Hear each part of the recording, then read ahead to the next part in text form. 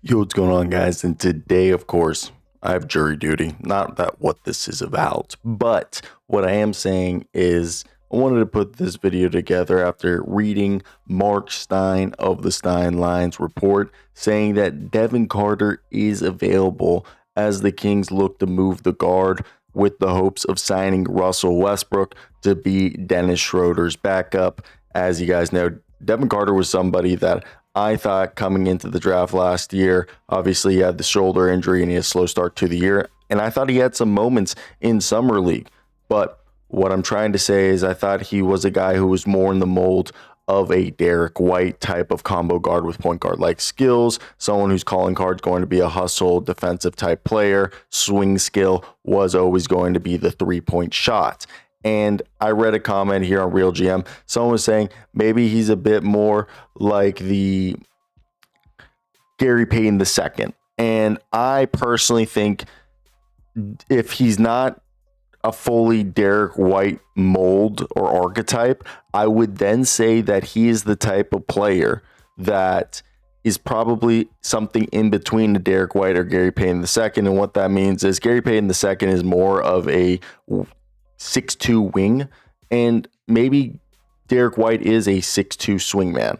And with the current roster of Dennis Schroeder, we're assuming Russell Westbrook would be the sixth man, and Zach LaVine, DeMar DeRozan, either Malik Monk or Nick Clifford or Keon Ellis in between DeMar DeRozan and LaVine and the Sabonis, with Drew Eubanks, Darius Saric, Doug McDermott, Devin Carter, Maxime Renault, Isaac Jones, all being part of the backups. And then this is obviously the lineup while Keegan Murray is recovering from that UCL tear that he just suffered. So over here, I put together a few trades that I feel may or may not be obvious. And those trades are, I'm just going to list off all the teams, and I'd like to hear your guys' thoughts down below. If they do trade Devin Carter solely to get a roster space and just avoid eating his salary entirely, so I think he would go to a rebuilding team. Now, what would those teams look like? The Brooklyn Nets, the Utah Jazz, the Washington Wizards, the Chicago Bulls, the Indiana Pacers, and then we'll get into some mid-season scenarios that would probably revolve around a Kings-Warriors swap if it dragged on that long.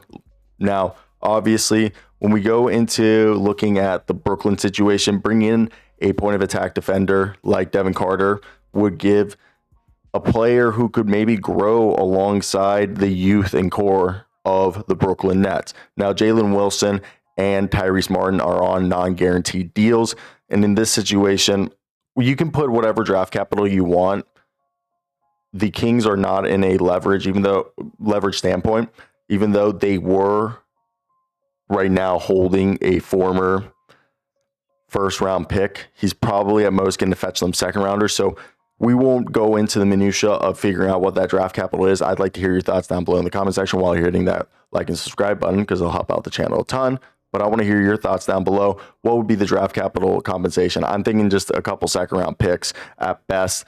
And in this situation, Jalen Wilson for a Devin Carter swap, they would just basically waive Jalen Wilson right after the trade and then sign themselves Mr. Russell Westbrook. And the big reason for this is because I think you're trying to find a player or a deal that's going to allow you to move off the money that is Devin Carter currently, and that's kind of how they're looking at it. In this scenario, Brooklyn games a really tough cookie as an on-ball defender and Devin Carter, whose swing skill is shooting, and you'll have a bunch of ball handlers in Serif, Yagor Demon, and Nolan Traore.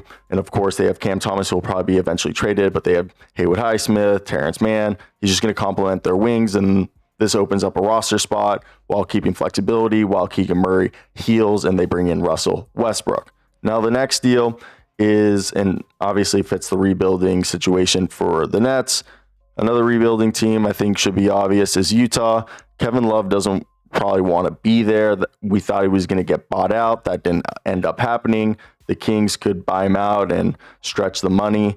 And in this deal, Yeah, Utah, they have Keontae George, Walter Clayton. They have themselves Isaiah Collier, and they have a plethora of guys already at the guard position, but no one really has put their foot on that hold of the job. So I think bringing in a fourth guard in Devin Carter would actually give everybody an opportunity to play in a way that I think Will Hardy brings someone, especially him coming from Boston, and San Antonio. He fits the culture that Will Hardy likes, and we said we thought he was a Derek White type of player, so he's going to be someone who plays hard, guards the yard, and Sacramento gets a guy that they can just buy out and Love can go wherever. That creates the room for Russell Westbrook. But bringing in Carter is going to be someone who the defensive IQ Will Hardy's going to love. He's going to be someone who's perfect for the rebuild. He'll defend 94 feet, and he doesn't need the touches to impact the game, but he can. And he'll fit alongside Keontae George, Walter Clayton Jr., and Isaiah Collier either on or off ball. Now, the next one is the Washington Wizards, Justin Champagnie, and the draft capital for Devin Carter. You give yourself a defensive-minded guard to a team that still needs to figure out the guard position. He fits alongside Bilal Coulibaly, Keyshawn George, Alex Sarr, Bub Carrington, and he can guard up 1 through 3. He'll energize the core, and he's someone that I think CJ McCollum, as long as he's there, he's going to really help them. So the Wizards would bet on a high-motor guy with upside, while the Sacramento Kings would clearly be opening up a roster spot to bring in Russell Westbrook, and the Wizards have the draft capital to offer if they needed to outbid other parties.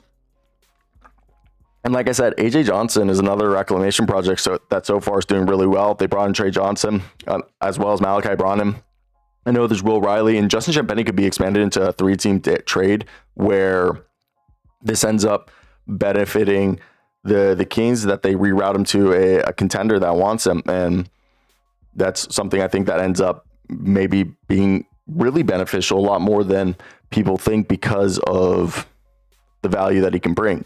Now, the next one is Chicago Bulls, Julian Phillips, or the Bulls just waive Phillips and just send draft capital for Devin Carter. Devin Carter fits what the Bulls, they have Dalen Terry and Javon Carter, but Josh Giddey and Kobe White are the main backcourt guys.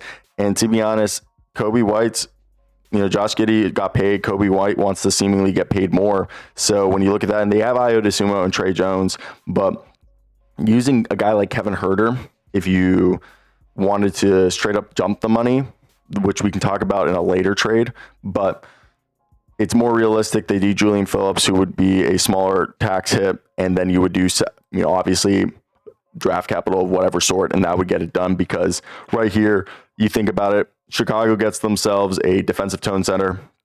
Josh Giddey locked up long term. Kobe White is in a contract year. Carter provides insurance and a developmental depth reclamation project behind the inconsistent guards of Javon Carter and Dalen Terry, while Sacramento gets to clear up that roster spot by waiving Phillips, or the Bulls waive him, and whichever, just Phillips isn't going to be on either team, and Westbrook can sign.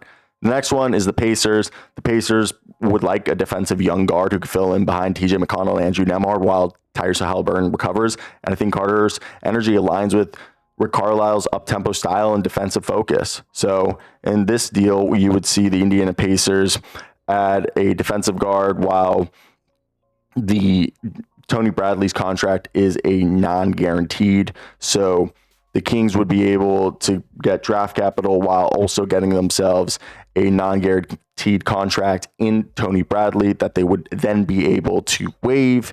And to me, I think that's like probably the biggest thing. As I go through this, I just don't see where Tony Bradley is.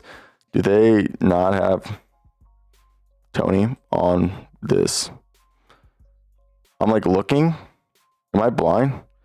Tony Bradley. Unless I'm crazy and he just got waived. Tony Bradley. I did research earlier and he was still on the team. Yeah. So, hey, Fanspo, fix your stuff. Wow. Okay.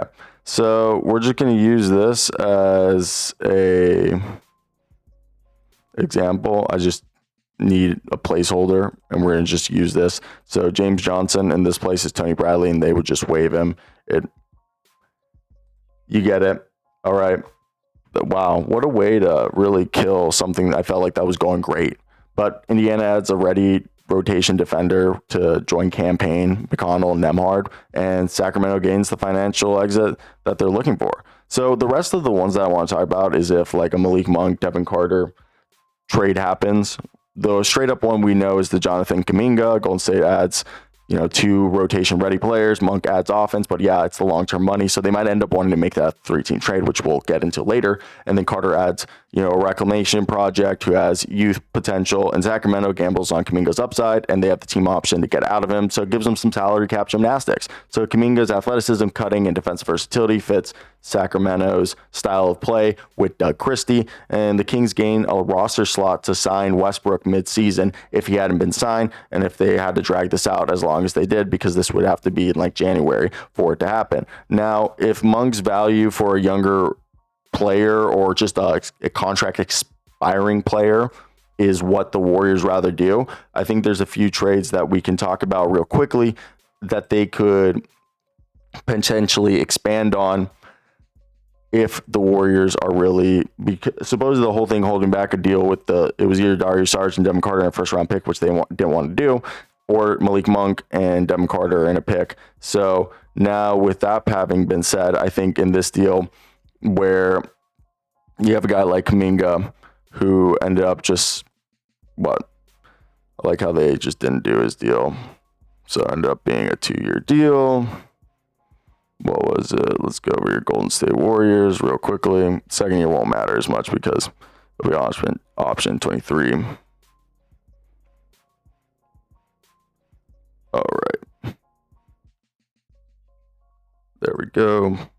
We're going to just put this real quickly together so we can trade him. And in this package, there we go. So Kuminga it'll be 23.7 coming in. This deal for the Warriors that we just talked about. Yeah, technically it has to be a sign because it's not a sign trade. So we're just going to, is there any financial trade rules? I just want to be able to just do this for the sense of, there we go. This is what the numbers would look like if they did this in the middle of the season. That's why we had to change some of the numbers right there. And with that being said, the Warriors, if they continue to be adamant about, we don't want to take on that extra money, what are some other deals that they can do? So we're going to go through a Hornets, Bulls, Grizzlies, Spurs, and Suns variations of that 3-team deals, just to give you guys an idea. If you guys look at me off the screen, it's because I have my little Google Notes right here. Now, the Hornets one, which this would be Colin Sexton. It's perfect money. You send him to the Warriors. Warriors walk away with Mr. Colin Sexton and Devin Carter, and then you send yourselves Mr. Malik Monk back to a team that he was drafted by. Charlotte adds scoring and a player who fits a team that's trying to make a playoff push. Warriors get an expiring contract and a off-the-bench scorer and downhill guard, and the Kings gain draft capital and Jonathan Kuminga, while also being able to now sign Russell Westbrook if they wanted to. Now, the next one, we mentioned it earlier, the Bulls. I said, Kevin Huerter. So you would have Huerter, Chicago gets themselves Malik Monk as he replaces the expiring contract and is maybe of Kevin Huerter, and he's also an insurance policy if they were to lose Kobe White. Warriors, my apology, why did I send Kobe White right there? Warriors get themselves Kevin Huerter, a shooter who's on an expiring contract, but could really be the guy that helps them be on the floor in a playoff push where Buddy Hield wasn't able to be on the floor, and the Kings get Kuminga and free up cap space to sign Russell Westbrook or whoever else it may be that they sign that is going to be available at that point. So the next one is the Grizzlies. The Grizzlies would be a team that seemingly is always looking to get a young guy. They did it with Omax, and right here I think either Santi Aldama would be the ideal one for the Warriors. I don't know if that actually gets them the thing done. And it's because all the other players that they have long-term money. So like the only other one I think they would do is like a Brandon Clark, John Conchar, but I don't think they want the long-term money. And then Contavious Pope has the player option. And I think the Warriors would be good on that. So in this one, and it's up here. Oh, okay. How are we over money? I just sent out. Yeah, this should work. It's glitching, but this does work. It like shows the money all works, except that the Grizzlies would have to give up a little bit of money right here, and it's saying that they're just short. So if they were just to be just short, I guess you do have to dump John Conchar somewhere. And in this scenario, what if you just throw in a swap? I know this makes it a little longer. I don't get why it's saying that this doesn't work right here. And we know they can't be tradable. This one's glitching out, but from the numbers, the original trade should work. So that's what I think. And so with that being said, I think obviously we said it right there. The Grizzlies, I think, are a team that is always looking to game players and to make moves like that. Now, the next one is the Spurs. As we wrap this up, guys, the Spurs would be a pretty straightforward one. The Spurs right here have Keldon Johnson.